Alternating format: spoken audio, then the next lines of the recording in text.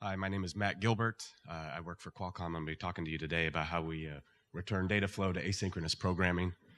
I write software models of hardware that we use for performance projections and design space exploration, among other things.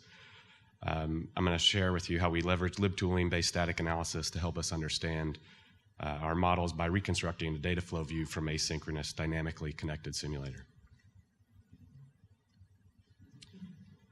So a lot of hardware design comes down to making choices to balance speed, efficiency, area. Software models play an important role in evaluating the design options. The models must be reliable and give accurate performance projections to inform decisions before hardware tape-out. There's no patching after release. We use asynchronicity to model flexible hardware timing delays. We've settled on using a concurrent asynchronous event system built on publish-subscribe connections as our fundamental building block. So it's kind of the background of the problem here.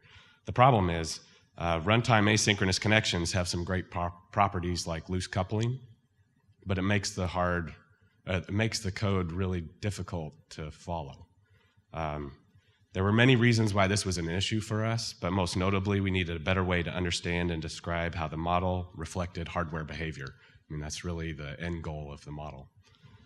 While asynchronicity is crucial for correctness, we want these boundaries to fade away, allowing us to focus more on data flow than the timing. We realized we had enough static information to reconstruct the decoupled call graph. Our PubSub library identifies connection points called channels by type, signature, and string, and 99% of the strings are static or mostly static, due in part to emphasizing the relationship between events and state. But it's not as simple as using grep to find identifiers. Most uses are through proxy objects disconnected from their initialization, hence the need for static analysis. So here I have an example of producer and consumer code.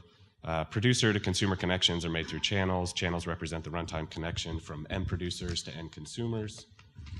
Each channel is identified by type, signature, and strings don't have to be static, but as I mentioned, most of the time they are. Consumers register callbacks. The same channels are used for synchronous and asynchronous connections between components. End-to-end connections are really important for us. We leverage the ability to attach to these connection points for stats collection, verification, and we're happy to pay the minor perf cost in exchange for the ability to examine how the system behaves. Here's a full Hello World example. Two things to note. There's one producer of the print channel at line 9, and two consumers attach themselves to the print channel, a lambda at 12 and a free function at 17. And even though the example is trivial, it demonstrates the basics of dynamic connections from producer to consumer. And so the goal from the tool is to produce this from that code.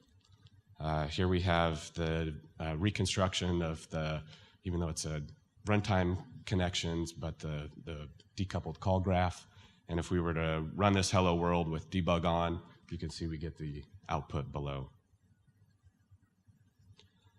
In this example, we have the producer and function main connected to its two consumers, and the arrows, of course, indicate direction.